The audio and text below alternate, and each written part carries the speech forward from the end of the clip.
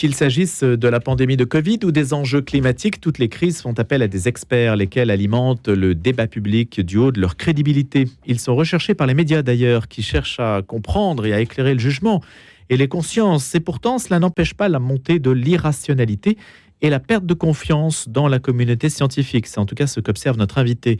Ce paradoxe donc, Bernadette Benson-Vincent, professeure émérite de philosophie à la Sorbonne, membre de l'Académie des technologies, appelle à le surmonter. Elle le dit dans un essai écrit au Seuil avec Gabriel Dort et qui s'appelle « Les sciences dans la mêlée ». Gabriel Dort, qui est également présent avec nous, est docteur en philosophie et en sciences de l'environnement. Alors, leur réflexion commune plaide pour une culture de la défiance, en clair passer de la méfiance à la défiance. Pourquoi ? Comment ? C'est ce que nous allons voir. Bonjour, Bernadette Benson-Vincent. Bonjour. Merci d'avoir accepté notre invitation. Et Gabriel Dort est également avec nous et je le salue. Bonjour Gabriel Dort.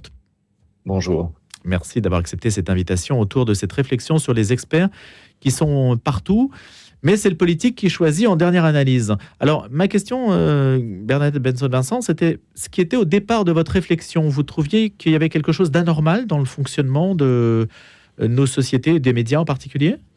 Oui, on s'est rendu compte pendant la crise du Covid qu'il y avait une très grande visibilité des experts, puisqu'ils étaient vraiment tous les jours sur les nouvelles, on les mettait en scène. Et en même temps que le politique prenait les décisions à son propre rythme, à son propre gré, en fonction de ses propres agendas, et que finalement, il y avait une visibilité, une mise en avant des experts, mais pas pour autant une réelle influence des experts. Ça, c'était visible pendant la crise, mais je crois que le problème est toujours actuel. Qu'est-ce qui explique cette situation ?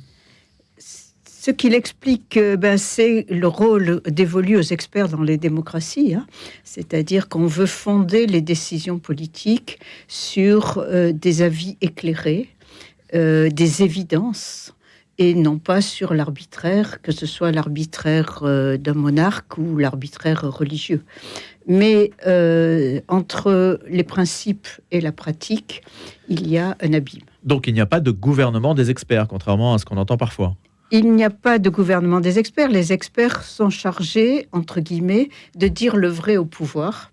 C'est-à-dire, ils sont chargés de conseiller le prince. Et ils n'interviennent en rien dans les décisions. C'est-à-dire, ils influencent.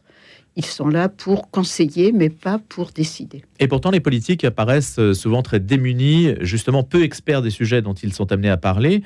Et ils sont obligés de se reporter à des cabinets de conseil, à des experts qui ne cessent de leur souffler ce qu'il faut dire. C'est ce qu'on pourrait aussi vous répondre.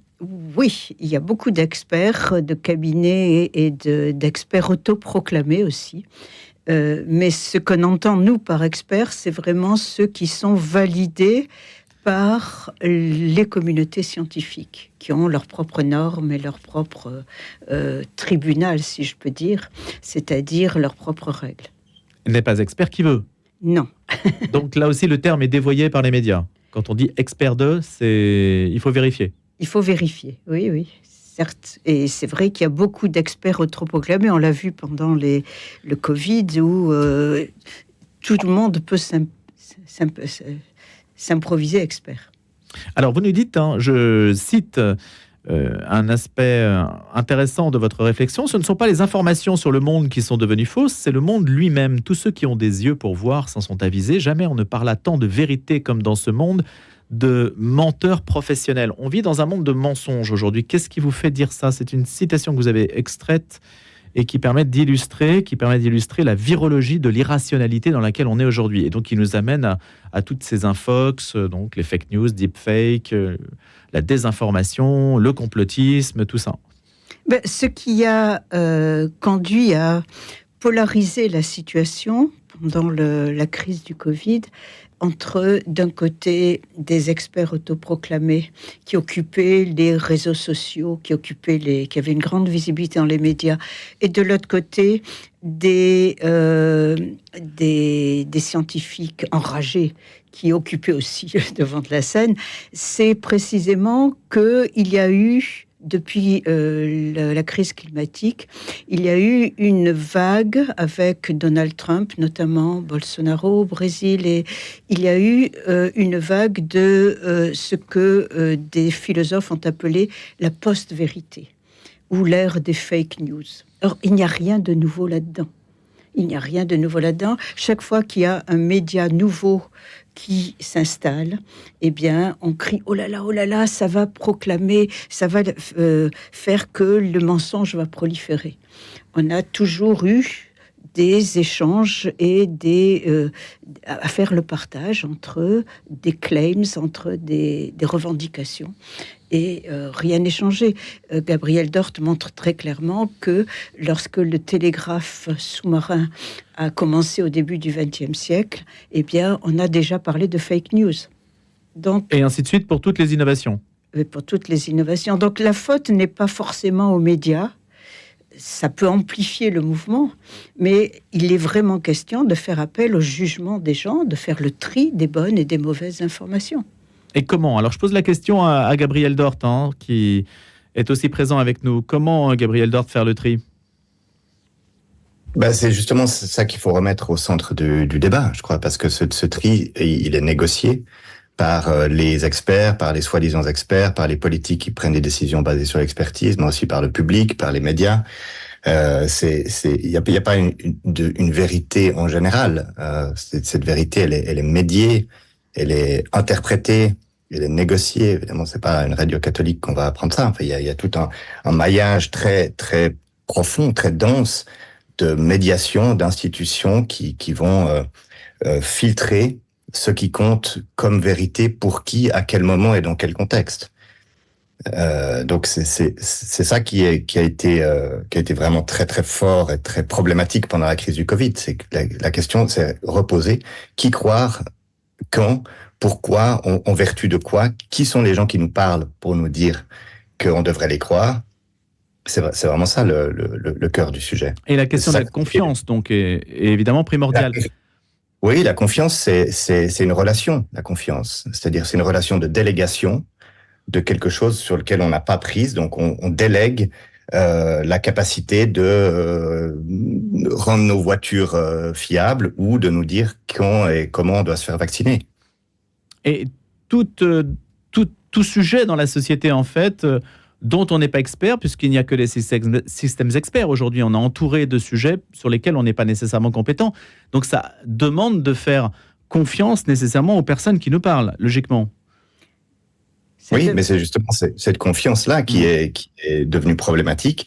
À qui faire confiance et pourquoi, et fondamentalement, c'est le contrat des Lumières, le contrat de la démocratie moderne libérale, c'est les citoyens et citoyennes sont capables et doivent être capables de prendre des décisions pour elles-mêmes et de se former une opinion élaborée.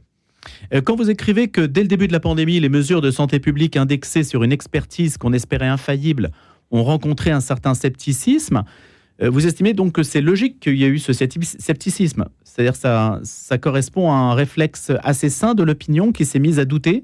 Bernadette Bensaud-Vincent ? Oui, je pense que... Et de quelles mesures en particulier ? Le cas de la vaccination, c'est une technique qui a déjà plus de 2 siècles et qui a toujours été contestée parce que c'est une technique, effectivement, à laquelle on fait confiance, mais sous condition. Il y a eu des accidents, etc. Donc c'est logique qu'il y ait un scepticisme dans l'opinion publique. Et je dirais c'est sain. C'est tout à fait normal. Le doute n'est pas le monopole de la communauté scientifique.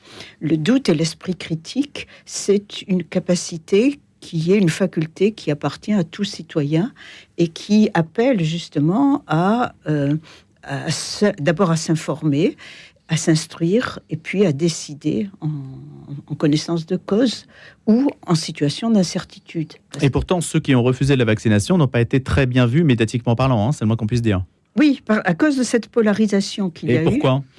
Parce qu'il y a eu, pendant cette période de crise, et ça revient régulièrement, il y a eu toujours une disqualification de ceux qui n'étaient pas d'accord avec nous. Mais pourquoi ? Et c'est ce que nous appelons la culture de la méfiance. La méfiance, ça consiste justement à disqualifier l'adversaire. Non pas à l'écouter, mais à dénoncer, soit dénoncer des complots, soit dénoncer des agendas politiques, soit les traiter de fous carrément, de parano ou ce qu'on veut. Mais donc on cherche toujours à expliquer leur comportement parce qu'ils sont déviants par rapport à nous. Et nous, on s'octroie le privilège d'être normaux. Et je crois que ça a marché dans les deux camps, chez les complotistes comme chez les hyper-rationalistes qui voulaient défendre la science à tout prix. Et ce qu'on a essayé de montrer dans ce livre, c'est que les arguments de part et d'autre sont étrangement similaires. Et que, dans les deux cas, on cherche justement à disqualifier l'adversaire au lieu d'essayer de comprendre et de faire dialoguer, et au lieu d'essayer de délibérer. Et c'est bien ce qu'on appelle une culture de la défiance.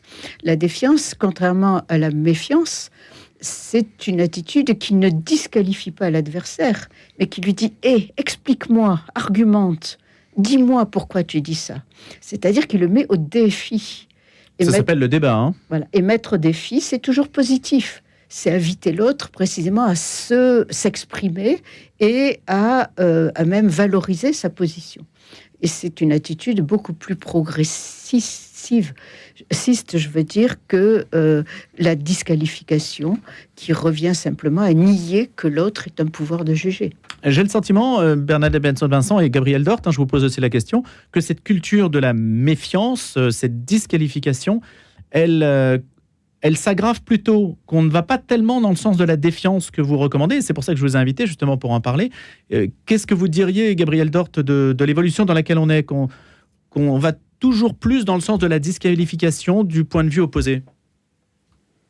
Oui, c'est vrai que comme on dit là d'où je viens, on va pas vers le beau. La dynamique est pas très favorable, mais une des choses qu'on peut faire et qu'on invite à faire, c'est porter attention et en quelque sorte encourager ou même célébrer le fait que dans cette polarisation, dans ces affrontements très violents, il y a aussi une immense création d'intelligence par toutes sortes de gens qui n'étaient pas du tout versés en sciences et en technique jusqu'à il y a pas très longtemps et qui ont appris, qui ont cherché, qui ont essayé de comprendre, qui sont rentrés dans le débat. Et donc, ça produit dans un premier temps une espèce de sentiment d'interférence et de grand fouillis. Mais il y a énormément d'intelligence. Il y a beaucoup de gens qui ont compris des choses qui étaient pas faciles à comprendre sur l'immunité, sur la transmission d'un virus, sur la 5G, sur le climat. Et là, il y a un réservoir de ressources qui est certainement sous-utilisé pour l'instant, mais qu'on appelle à regarder sérieusement, quoi. Alors, comment justement passer de cette culture de la défiance exigeante, qui est un point positif pour vous, justement, c'est l'opinion en quelque sorte qui se saisit des sujets et qui met au défi la communauté scientifique de devoir s'expliquer, de devoir se justifier. C'est un peu ça, Bernadette Benson-Vincent ? Oui, et l'opinion se... Alors, sur tous les sujets, le climat, le glyphosate, la 5G, tous les sujets qui aujourd'hui sont assez clivants. L'opinion, effectivement, peut se saisir de ces sujets. Il y a des moyens d'accéder à l'information. Mais accéder à l'information, ça veut dire qu'il faut ensuite se créer un jugement, une opinion. Et ce travail de création de l'opinion, il y a des signes positifs qui montrent que ça peut se faire. Il y a eu, par exemple, des cafés des sciences, des conférences de consensus, des forums, la convention citoyenne. Le problème, c'est que ces lieux de création d'intelligence collective ou des associations qui se sont portées sur le devant de la scène, ces lieux sont souvent complètement neutralisés par le fait que... Par le politique. Ils n'influent pas sur les décisions au final. Et là, il y a vraiment une exigence à mettre en avant. Ce sont des réservoirs, je crois, de culture de la défiance. Ce sont des réservoirs qui invitent justement et les politiques et les scientifiques et les experts. Il y a aussi beaucoup de travail d'autocritique du côté des agences d'expertise, qui essayent de remettre en question leur postulat fondamental qui était traditionnellement la rigueur, l'indépendance, la transparence. Oui, cela reste. Mais il faut aussi penser à d'autres choses, c'est-à-dire qu'ils ne sont jamais indépendants. Les experts ne sont jamais indépendants, ils sont toujours sous tutelle de quelqu'un et ils doivent inclure le plus grand nombre possible de points de vue sur la question posée et pour reformuler les questions qui leur sont posées. Et à cet égard, nous plaidons beaucoup pour une culture de l'humilité chez les experts. C'est-à-dire, premièrement, reconnaître que leur point de vue, il est partiel et deuxièmement, qu'ils n'ont pas de solution sur des situations d'incertitude très très profondes et que pour faire face à cela, eh bien, il faut démultiplier les points de vue et qu'une expertise plurielle est vraiment importante. Mais alors, si je prends l'exemple sensible du climat, c'est très difficile de débattre sur ce sujet-là parce que dès que vous avez un point de vue différent de celui du GIEC, par exemple, c'est quand même difficile, Bernadette Benson-Vincent, de faire valoir des points de vue différents des autorités officielles. Le point de vue du GIEC, c'est quand même spécial parce que le GIEC fonctionne depuis maintenant près de 30 ans et il a beaucoup alerté, il a beaucoup fait de scénarios et il s'est lui-même remis en partie en question en élargissant la base des sources d'information, puisqu'il s'est ouvert un petit peu aux sciences humaines, et puis qu'il s'est ouvert à ce qu'on appelle les savoirs locaux, les savoirs autochtones. Donc là même au sein du GIEC, il y a une évolution de l'expertise. Il n'empêche que les avis du GIEC ne sont pas suivis par les politiques. Et s'il y a aujourd'hui une rébellion du monde scientifique, c'est précisément contre l'inertie des politiques qui prétendent faire de la démocratie éclairée au nom des Lumières et qui en réalité se moquent éperdument des avis des experts, puisque on ne fait rien pour qu'en 2050, on arrive à l'objectif de moins de 2 degrés de plus. Mais est-ce que vous êtes pour organiser un débat entre ceux qui défendent les scénarios du GIEC et ceux qui les contestent ? Plutôt un débat sur les conditions de l'expertise. Parce que ceux qui défendent, on va retomber dans le vieux débat des climato-sceptiques et mais il n'y a plus de climato-sceptiques aujourd'hui, il faut être honnête. Ah bah sur la toile, c'est pas le cas, hein. Non, il y a des gens qui contestent l'origine humaine. Voilà. Du réchauffement climatique, et il y en aura toujours. Mais est-ce qu'il faut débattre, justement, jusqu'où vous poussez le débat, dans la mesure où les réseaux, les médias, la démocratisation des médias donnent à chacun une voix? Et jusqu'où doit-on engager le débat avec quelqu'un qu'on va estimer non légitime? Alors, c'est la délégitimisation qui est justement en question. Tout le monde est légitime à débattre.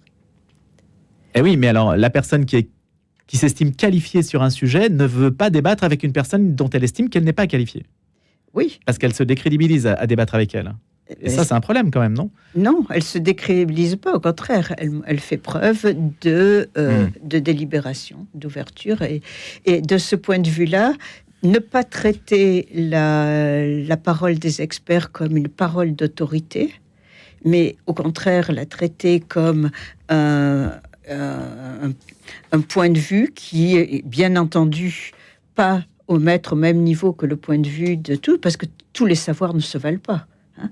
Et ça, je crois qu'il est important de définir une hiérarchie des savoirs, mais en sachant qu'aucun savoir n'est neutre et que chacun, finalement, a des points de vue en fonction de parti pris.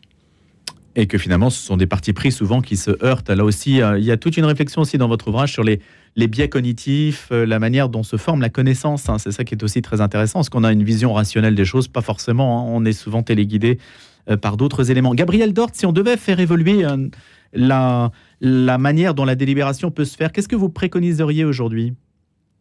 Je crois qu'il faut bien se poser la question quand vous parlez de débat. Quoi comme débat et sur quoi il porte ce débat. Et je crois que l'exemple du climat et des climato-sceptiques, il est très intéressant à cet égard.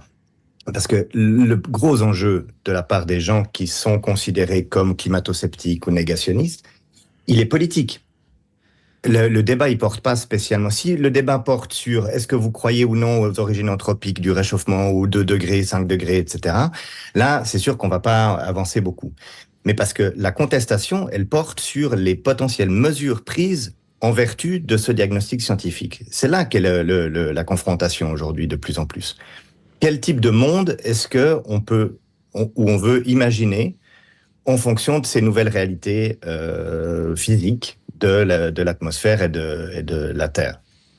Donc ensuite, évidemment, si la réponse technocratique, elle est sur plus ce qui est perçu à tort ou à raison comme plus de contrôle ou plus de contraintes, plus de taxes, etc., faut pas s'étonner qu'il y ait de la résistance.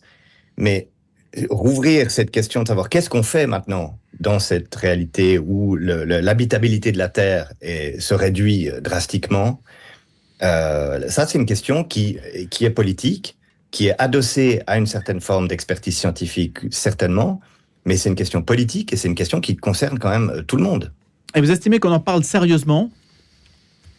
On en parle avec un certain type de sérieux qui n'est pas à la hauteur de la situation, je crois. Donc on mériterait d'être plus sérieux sur un bon mode, c'est-à-dire oui, effectivement, ce qui est en jeu, c'est pas de savoir si tel expert a tel lien d'intérêt économique avec tel lobby. Ce qui est en jeu, c'est dans quel monde est-ce qu'on veut vivre. Et là, ce qui manque, on terminera sur cette réflexion, parce que c'est celle quand même qui a affleuré, c'est le fait, est-ce qu'il y a des structures délibératives ? La représentation nationale ne semble pas, le Parlement ne semble pas nécessairement l'unique institution capable d'héberger ces débats. Je terminerai avec vous, Bernadette Benson-Vincent. Ce n'est pas une question de représentativité. Oui. Il y a quelque chose à inventer là. Il y a quelque chose. Un peu le Parlement des modes de vie, selon Marc Lugnadi par exemple. Il y a quelque chose à inventer qui est des espaces de délibération effectivement et de création, d'invention, d'intelligence qui ne passerait pas par une soumission à des autorités, que ce soit une autorité dictatoriale ou une autorité scientifique. Merci beaucoup à tous les deux, Gabriel Dort et Bernadette Benson-Vincent, autour de cette réflexion qui est intitulée « Les sciences dans la mêlée pour une culture de la défiance » qu'on a esquissée ce matin. Je rappelle que vous êtes respectivement professeur, docteur en philosophie et en sciences de l'environnement pour Gabriel Dort et professeur émérite en philosophie à l'université Paris-Sorbonne pour Bernadette Benson-Vincent. Merci beaucoup.